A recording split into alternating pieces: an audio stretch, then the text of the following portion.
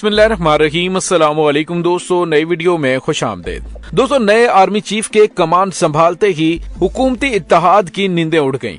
एक हफ्ते में इलेक्शंस का ऐलान, जबकि जनरल कमर जावेद बाजवा ने GHQ में आखिरी तकरीर में बड़ा इशारा दे दिया। वीडियो की तफसील में जाने से पहले आप देख रहे हैं हकीकत की दुनिया डॉक्टर अली के साथ। हमारा चैनल सब्सक्राइब करके घंटी के निशान को दबाना मत भूलिएगा। इस वीडियो को ज्यादा से ज्यादा फेसबुक, व्हाट्सएप और सोशल मीडिया पर शेयर जरूर करें। शेयर और लाइक करने के साथ साथ कमेंट बॉक्स में पाक फौज जिंदाबाद, पाकिस्तान पाइंदाबाद और पाकिस्तान के गुमनाम हीरोज को सलाम का नारा कमेंट जरूर कीजिएगा।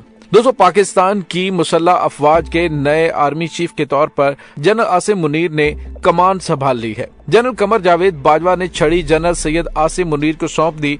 GHQ में पाक फौज की कमांड की तब्दीली की पुरवकार तकरीब मुनक्कद हुई और तकरीब में मुसल्लह अफवाज के सरबराहान, आला सिविल और फौजी अफसरान शरीक हुए और पाक फौज में कमांड की तब्दीली की तकरीब में वफाकी वज़रा और सफारतकार भी शरीक हुए।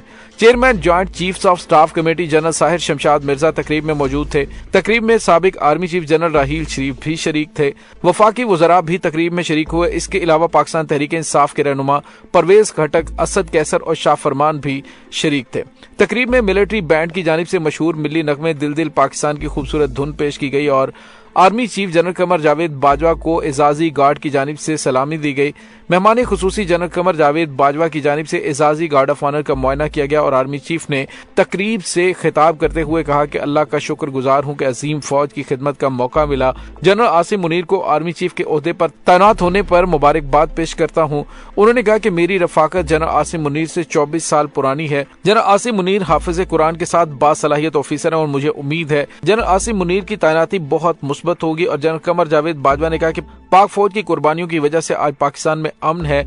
पाक फौज से तवील ताल्लुक रहा। मेरे 6 साल दौर में दहशत गर्दी से लेकर हर मुश्किल में फौज ने मेरी आवाज पर लब्बैक कहा और पाक फौज के साथ ताल्लुक मेरे लिए बाइस फख्र है। पाक फौज ने हमेशा मेरी आवाज पर लब्बैक कहा। जनरल कमर जावेद बाजवा ने कहा कि कम बजट के बावजूद पाक फौज जुग्राफियाई सरहदों की हिफाजत कर रही है। दोस्तों, यहाँ पे आपको ये बताते चलें कि army chief general Qamar Javed Bajwa के रिटायरमेंट के साथ ही हुकूमत के लिए यूं लग रहा है कि जैसे बहुत बड़ा सहारा छिन गया है। हुकूमत के लिए बुरी खबरों का आगाज हो गया है। यह दोस्तों अंदरूनी जराये से पता चल रहा है कि एक हफ्ते के अंदर अंदर असेंबलियां तहलील करने का ऐलान कर दिया जाएगा और यह भी बताया जा रहा है कि अब हफ्तों या महीनों की बात नहीं बल्कि असेंबलियां तहलील होने के 90 रोज में इलेक्शंस करवा दिए जाएंगे। मुमकिन तौर पर जुम्मे या हफ्ते को असेंबलियां तहलील करने का बाकायदा ऐलान कर दिया जाएगा। दोस्तों, यहाँ पे आपको ये बताते चलें कि पाकिस्तान तहरीक इंसाफ की जानिब से पहले ही सूबाई असेंबलियों को तहलील करने का ऐलान कर दिया गया है, जबकि हुकूमत की जानिब से कोशिश की जा रही थी कि असेंबलियों को किसी तरीके से बचाया जाए,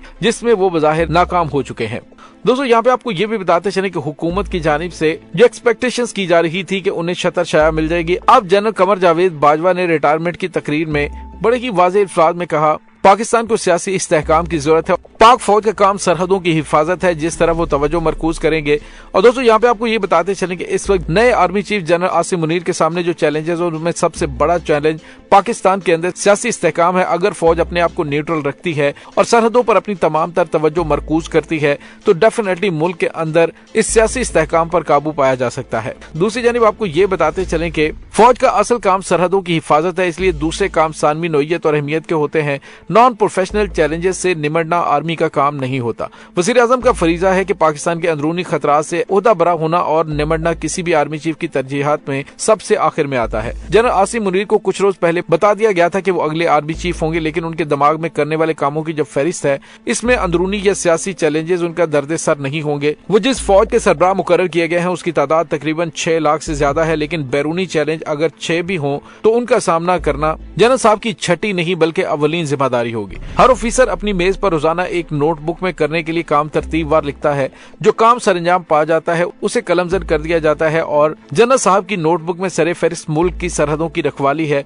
बदकिस्मती से आज पाकिस्तान की बैरूनी सरहदों पर भी ऐसे खतरात मंडला रहे हैं जिनका मुकाबला करना या ऐसे इकदाम करना जो दुश्मन के अजाइम के खातर खा जवाब बन सके जनरल साहब के लिए अव्वलीन तरजीह होंगे। दोस्तों, अभी कल ही की बात है कि इंडियन आर्मी के जनरल ने बयान दिया था जो उसके पेशा वाराना इकदाम का हरगिज हिस्सा नहीं था, लेकिन उसका क्या इलाज के दुश्मन जो हमारी सरहदों पर बैठा है उसका देरीना वतीरा है कि वो गाहे बगाहे इस तरह के नाकाबिले अमल बयानात जारी करता रहता है।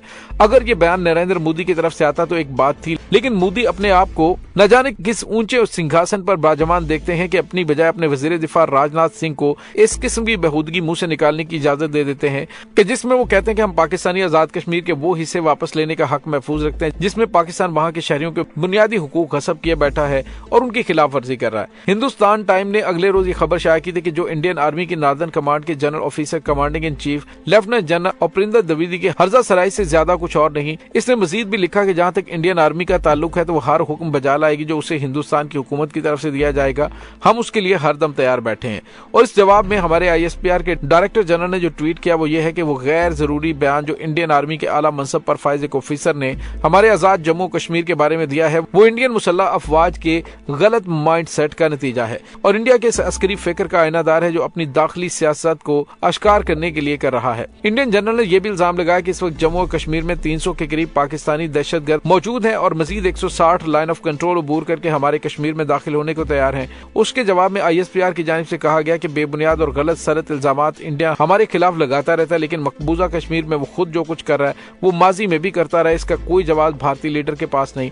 नाज़रीन, ये मशरकी सरहदों पर सूरत हाल बिल्कुल भी कुछ गैर मामूली नहीं है, लेकिन गुज़िश्ता कुछ अरसे से जिस तरह से मामलात काफी ज्यादा कशीदा हो रहे हैं इससे कोई बात नहीं कि दुश्मन की जानिब से कोई भी इस तरह की गैर जिम्मेदाराना हरकत की जा सकती है और उससे निमटने के लिए army chief lieutenant general Syed Asim Munir को मुकम्मल तौर पर तैयार रहना होगा। और पाकिस्तान की अंदरूनी सियासत से यूं लग रहा है कि आने वाले दिनों में फौज बिल्कुल हाथ उठाए रखेगी। अगर ऐसा होता है तो फिर इमरान खान 2/3 अक्सरियत से न सिर्फ इक्तदार में आएंगे बल्कि आने वाले अरसे में मुल्क के अंदर सदारती निजाम भी कायम किया जा सकता है। दूसरी जानिब आपको ये बताते चलें कि दहशतगर्दी का कला कमा करने के लिए chairman joint chief of staff committee lieutenant general Sahir Shamshad Mirza का वसी तजर्बा है। इन दोनों ऑफिसर्स का एक बेहतरीन कम्बिनेशन मुल्क को न सिर्फ दहशतगर्दी से निजात दिलाएगा बल्कि सरहदों पर मौजूद खतरात से भी निमटने के लिए पाक फौज बहुत अच्छा काम करती हुई दिखाई दे रही है। दूसरी जानिब आपको ये भी बताते चलें कि लेफ्टिनेंट जनरल फैज हमीद ने कबल वक्त रिटायरमेंट की दरखास्त GHQ को भिजवाई। नए आर्मी चीफ की तैनाती के बाद साबिक DG ISI और core commander Bahawalpur lieutenant general ने कबल वक्त रिटायरमेंट का फैसला किया। लेफ्टिनेंट जनरल फैज हमीद ने कबल वक्त रिटायरमेंट के लिए अपनी दरखास्त GHQ को भिजवा दी गई और उनके खानदानी जराये ने भी इस बात की तस्दीक कर दी है। कोर कमांडर बहावलपुर का नाम नए आर्मी चीफ की तैनाती की समरी में शामिल था, जबकि लेफ्टिनेंट जनरल अजहर अब्बास भी कबल वक्त रिटायरमेंट का फैसला कर चुके हैं। बताया जा रहा है कि ये दोनों सीनियर अफसरान अगले साल अप्रैल में रिटायर हो रहे थे, ताहम उन्होंने कबल वक्त रिटायरमेंट का फैसला किया है। दोस्तों, याद रहे कि नए आर्मी चीफ की तैनाती के बाद मुल्क के अंदर सियासी बहरान कम होता हुआ दिखाई दे रहा है। उनसे काफी ज्यादा उम्मीदें वाबस्ता की जा रही हैं कि पाकिस्तान के सबसे बड़े मसले को हल करने में वो अपना किरदार अदा कर सकते हैं। लेकिन दोस्तों, यहाँ पे आपको ये बताते चलें कि मौजूदा हुकूमत की जानिब से भी कोशिश की जा रही है कि किसी भी तरीके से असम्बलियों को बहाल करके रखें और बजट का बहाना बनाकर इंतखाबात को मजीद 6 महीने तक लेट करें। लेकिन मुल्क की मुआशी सूरत हाल इस बात का बिल्कुल भी मुतहम्मल नहीं हो सकती कि इस इम्पोर्टेड सरकार को मजीद पाकिस्तान पर मुसल्लत रखा जाए। दोस्तों, इस तमाम सूरत हाल के बारे में आपका क्या कहना है कमेंट सेक्शन में अपने ख्यालात का इजहार जरूर कीजिएगा। इंशाल्लाह बहुत जल्द मिलते हैं एक नई वीडियो में। तब तक के लिए अपना बहुत सारा ख्याल रखिएगा। पाक फौज जिंदाबाद, पाकिस्तान पाइंदाबाद, पाकिस्तान के गुमनाम हीरोज को सलाम। अल्लाह वारिस।